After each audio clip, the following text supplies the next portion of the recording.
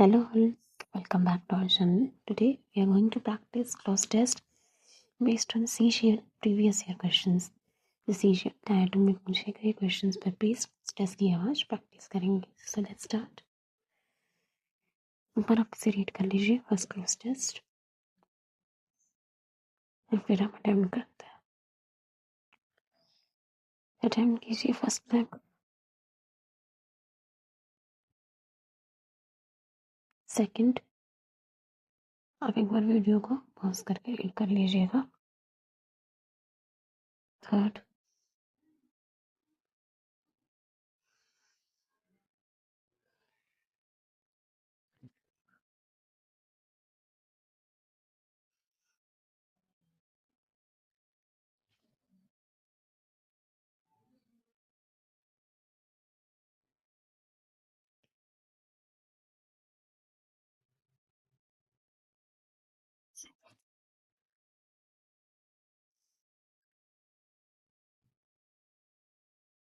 7,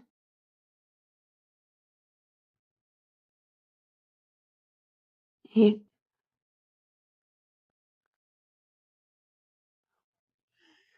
9 and 10.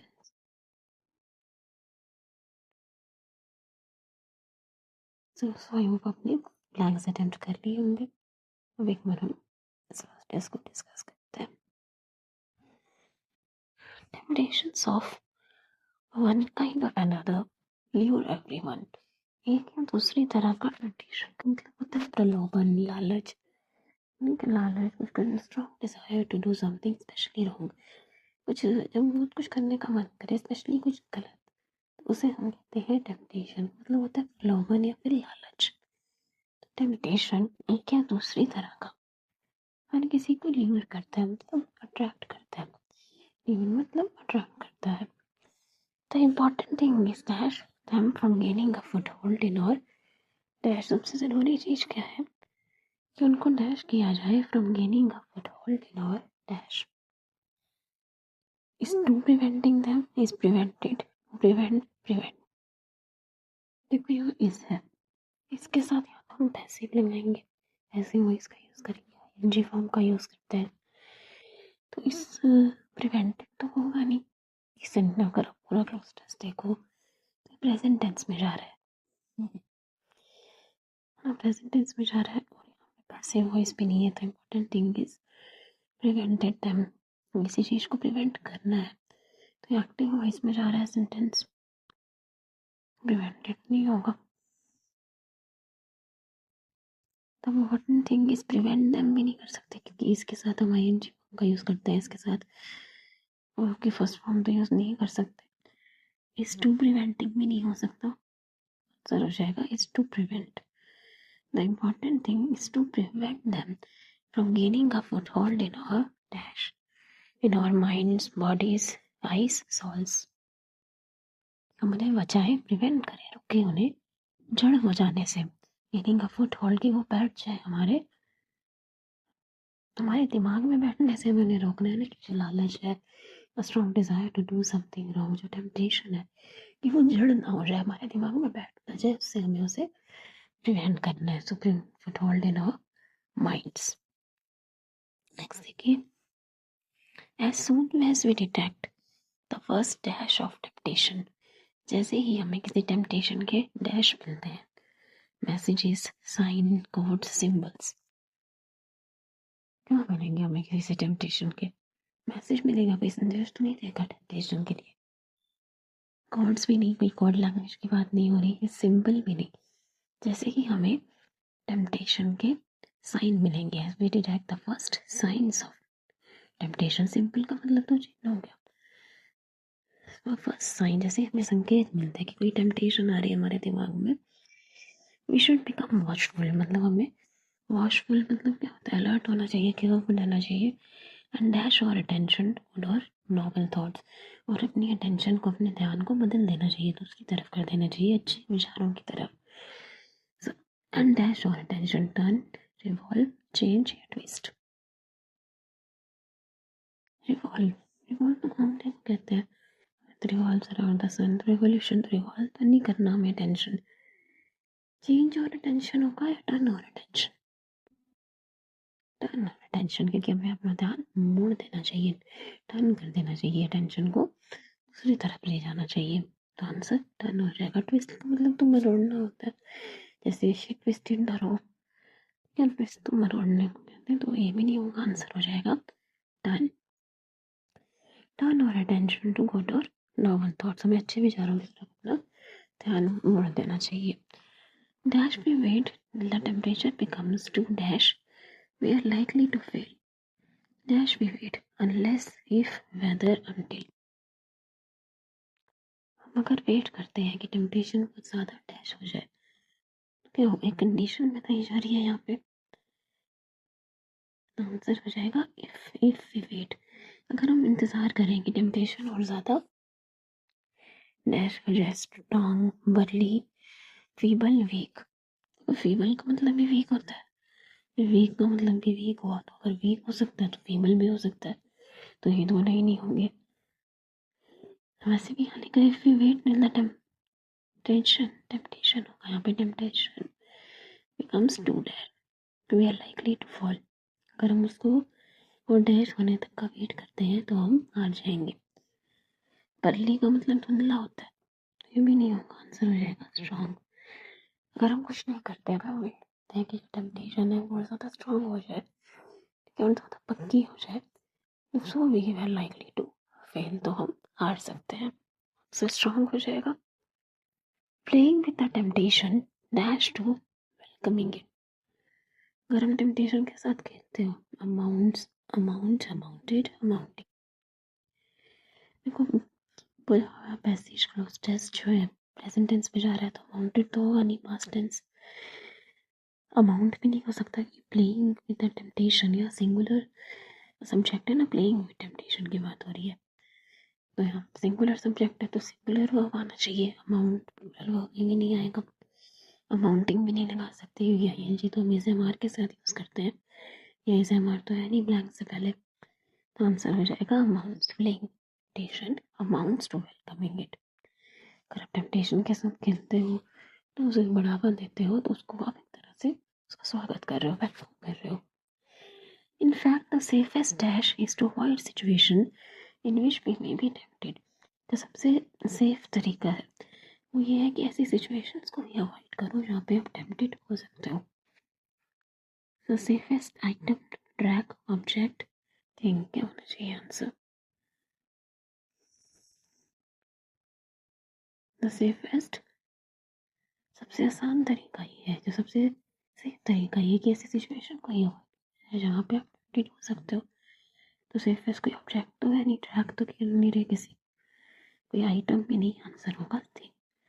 The safest thing, सबसे safe चीज ये है कि ऐसी सिचुएशंस को अवॉइड किया जाए जहाँ आप टेम्पटेड हो सकते हो। If dash all over give, if dash all over give a temptation becomes several, we dash not get upset or disappointed, अगर हमारे केयर के डैश भी कोई टेम्पटेशन और ज़्यादा सेवर हो जाती है और ज़्यादा स्ट्रॉन्ग हो जाती है, if because of all over give, despite, instead of, in case of, अगर हम केयर करेंगे, ध्यान देंगे, तो टेम्पटेशन स्ट्रॉन्ग थोड़ी हो जाएगी कि हमारे क्रॉस टेस्ट में टेम्पटेशन को कंट्रोल करने की बात हो रही है, तो हमारे केयर की वजह से तो टेम्पटेशन स्ट्रॉन्ग नहीं होगी, तो ये नहीं होगा। इफ डिस्पाइट मतलब हुआ के बावजूद, इंस्टेड ऑफ का मतलब होता है कि बजाय, ये बजाय, instead of stairs you can use the lift, instead of मतलब होता है किसी की जगह कुछ और, किसी के बजाय कुछ और, तो ये भी नहीं होगा। अगर हम कहें instead of follow over care, तो केयर करने के बजाय, तो सेंस नहीं दे रहा है। इन केस ऑफ मतलब एक कंडीशन को, एक सिचुएशन को बता रहा है, in case of all over care, अगर ऐसा होता है तो, लेकिन यहाँ पे कहा जा रहा है dash all over care temptation becomes several, we not get upset और डिसअपॉइंटेड, अगर हमारे केयर के बावजूद भी कोई टेम्पटेशन वो स्ट्रांग हो जाती है तो हमें अपसेट नहीं होना चाहिए, मुझे उदास, परेशान, निराश नहीं होना चाहिए, तो आंसर होगा डिस्पाइट, मतलब के बावजूद, और हमारे केयर के बावजूद भी, ये टेम्पटेशन स्ट्रॉन्ग हो जाती है तो हमें अपसेट या डिसअपॉइंट नहीं होना चाहिए. We dash not get upset or disappointed. Turn out to be a good friend for advice or help. अगर हमारे घर के बाद ही कोई टेम्पटेशन स्ट्रॉन्ग हो जाती है तो हमें अपसेट नहीं होना चाहिए, उदास या निराश नहीं होना चाहिए, बल्कि किसी अच्छे फ्रेंड से सलाह लेनी चाहिए.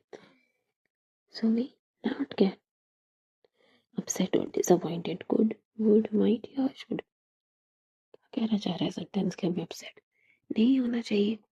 गुड तो पॉसिबिलिटी दिखाता है, माइट भी वुड भी नहीं आंसर होगा. Should, we should not get upset और disappointed but turn out to be a good friend for advice और हेल्प. तो ये तो इजी था क्रॉस टेस्ट. अब आपने अच्छा स्कोर किया होगा. If not, no worries, we will improve.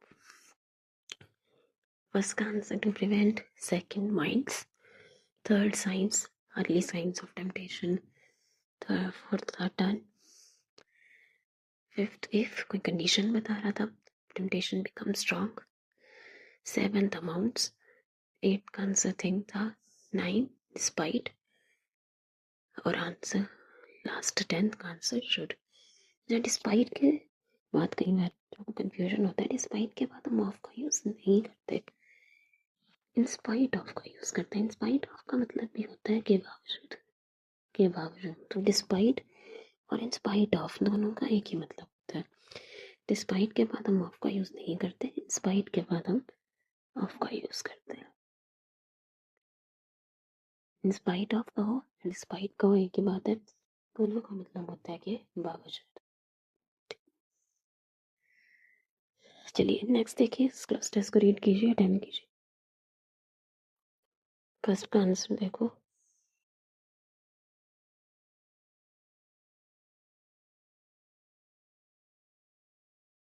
फिर उस पर पॉज करके रीड कीजिएगा. Second,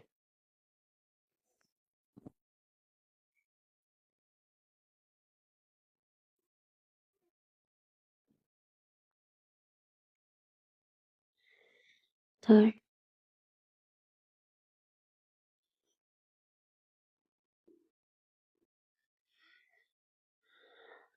fourth,